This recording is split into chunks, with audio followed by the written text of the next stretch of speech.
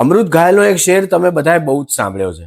કાજળ ભર્યા નયનના કામણ મને ગમે છે, કારણ નહીં જ આપું, કારણ મને ગમે છે.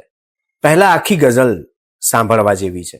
કાજળ ભર્યા નયનના કામણ મને ગમે છે, કારણ નહીં જ આપું, કારણ મને ગમે છે. લજ્જા થકી નમેલી પાંપણ મને ગમે છે, ભાવે છે ભાર મનને, ભારણ મને ગમે છે. જીવન અને મરણની હરક્ષણ મને ગમે છે. એ ઝેર હો કે મારણ મને ગમે છે. ખોટી તો ખોટી હૈયા ધારણ મને ગમે છે. જળ હોય ઝાંઝવાના તો પણ મને ગમે છે. હસવું સદાય હસવું, દુઃખમાં અચૂક હસવું, દીવાનગી તણુઆ ડાપણ મને ગમે છે. આવી ગયા છે આંસુ, લૂછો નહીં ભલા થઈ, આવી ગયા છો આંસુ, લૂછો નહીં ભલા થઈ. આ બારે માસ લીલા તોરણ મને ગમે છે. લાવે છે યાદ ફૂલો છાબો ભરી ભરીને, છે ખૂબ મોહબ્બતીલી માલણ મને ગમે છે. દિલ શું હવે હું પાછી દુનિયાએ પણ નહીં દઉં, એ પણ મને ગમે છે. આ પણ મને ગમે છે.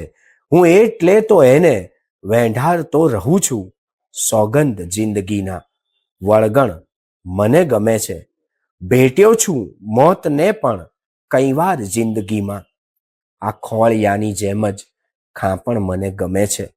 ઘાયલ મને મુબારક આ ઉર્મી કાવ્ય મારા, ઘાયલ મને મુબારક આ ઉર્મી કાવ્ય મારા. મેં રોઈને ભર્યા છે એ રણ મને ગમે છે. ગમે છે એ તો બધાને ગમે છે, પણ મને ગમે છે ત્યાં કવિતાને ગમે છે.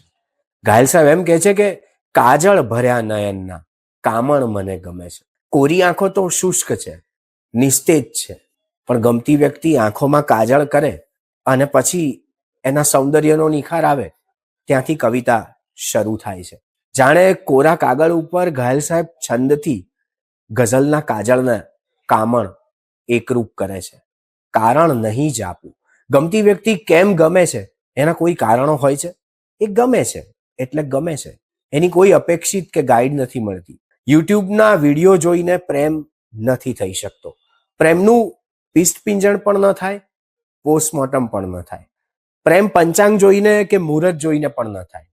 પ્રેમ થાય એ જ સાચો સમય. લજ્જા થકી નમેલી પાંપણ મને ગમે છે, ભાવે છે ભાર મનને, ભારણ મને ગમે છે. શરમ અને લજ્જા બંનેમાં ભેદ છે. શરમ આવે, લજ્જા અંદરથી ઉગે.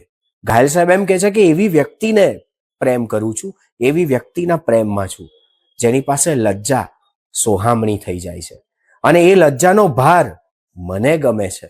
જીવન અને મરણની હર ક્ષણ મને ગમે છે. પરંપરાના શાયરોની આ મજા હતી. પહેલા જે રદીફ અને કાફિયા સાથે ચાલતા હોય, જેમ કે આ ગઝલમાં ચાલે છે કામણ કારણ, એ પછી બીજા ત્રીજા શેર સુધી એના એ જ હમ રદીફ કાફિયા સાથે ગઝલ લખે. એટલે બીજા શેરમાં પાંપણ અને ભારણ આવ્યું, અને હવે ત્રીજા શેરમાં હમ રદીફ હમ કાફિયા સાથે ઘાયલ સાહેબ પરંપરાની ગઝલને પ્રયોગશીલ બનાવે છે. એમ કહે છે કે જીવન અને મરણની હર ક્ષણ મને ગમે છે. એ ઝેર હો કે મારણ મને ગમે છે. આ જીવનની બધી જ ક્ષણ મને ગમે છે. એ ઝેર હોય કે અમૃત મને ગમે છે. ખોટી તો ખોટી હૈયા ધારણ મને ગમે છે. જળ હોય ઝાંઝવાના તો પણ મને ગમે છે. રણની શોભા છે ઝાંઝવા, ઝાંઝવા હોત જ નહીં તો રણની આબરૂ હોત ખરી. રેતીમાં ક્યાંક ક્યાંક આપણને દૂરથી દેખાતા ઝાંઝવા વધુ નજીક લઈ જાય છે રેતીની, જીવનની, વાસ્તવિકતાની. હસવું સદાય હસવું, દુઃખમાં અચૂક હસવું, દીવાનગી તણુઆ ડાપણ મને ગમે છે. પ્રેમમાં પડેલા માણસને ઓબ્ઝર્વ કરજો, એના સિવાય બધાને ખબર હશે કે એ પ્રેમમાં છે, અને છતાંય એવું બને કે હસતું પાત્ર દુઃખ આપે ને તોય આપણને ગમે. એટલે ઘાયલ સાહેબ એમ કે છે કે દુઃખમાં સદાય હસવું, દુઃખમાં અચૂક હસવું, દીવાનગી તણુઆ, દાપણ મને ગમે છે, આવી ગયા છો આંસુ, લૂછો નહીં ભલા થઈ, આ બારે માસ લીલા, તોરણ મને ગમે છે. ઉપર કાજળ લગાવવાની વાત કરે છે અને હવે આંખોમાં આવેલા આંસુની રજૂઆત કરે છે. ક્યારેક કાજળ આંસુ થઈ અને આંખથી ગાલ સુધી પહોંચતા ડાઘો બને ને, એ પણ જો ગમતી વ્યક્તિનો હોય ને તો એ ડાઘો નથી લાગતી. એ વાત જરા જુદા અનુભવ સાથે પ્રેમને સિદ્ધ અને શુદ્ધ કરે છે. લાવે છે યાદ ફૂલો છાબો ભરી ભરીને, છે ખૂબ મોહબ્બતીલી માલણ મને ગમે છે. એમેઝોન અને બ્લિંકિટના જમાનામાં માલણની ખબર ના હોય એ સ્વાભાવિક છે, પણ ફૂલોને લઈને આવનારી વ્યક્તિને આપણે ત્યાં માલણ કહેવાતું હતું.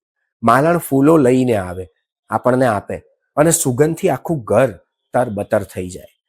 દિલ શું હવે હું પાછી દુનિયાએ પણ નહીં દઉં, એ પણ મને ગમે છે, આ પણ મને ગમે છે. હું એટલે તો એને વેંઢારતો રહું છું, સોગંદ જિંદગીના વળગણ મને ગમે છે.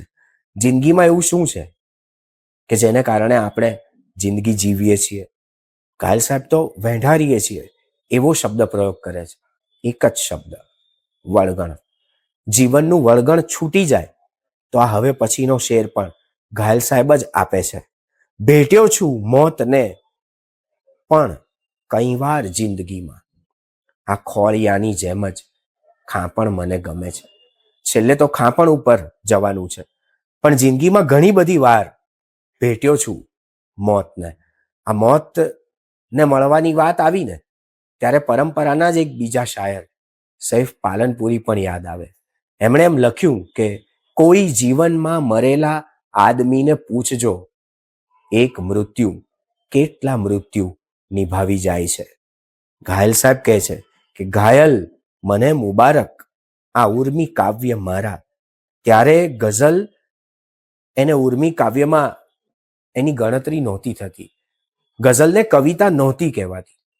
ત્યારે જે કેટલાક અદ્ભુત શાયરોએ એને કવિતાનો દરજ્જો આપ્યો એમાં અમૃત ઘાયલ છે. એટલે લખે છે મેં રોઈને ભર્યા છે એ રણ મને ગમે છે. મને ગમે છે એની વાત તો ડંકાની ચોટ ઉપર જ થવી જોઈએ, અને આપણને ગમે ને પછી ડંકાની ચોટ ઉપર દુનિયાને ગમતી જ હોય છે.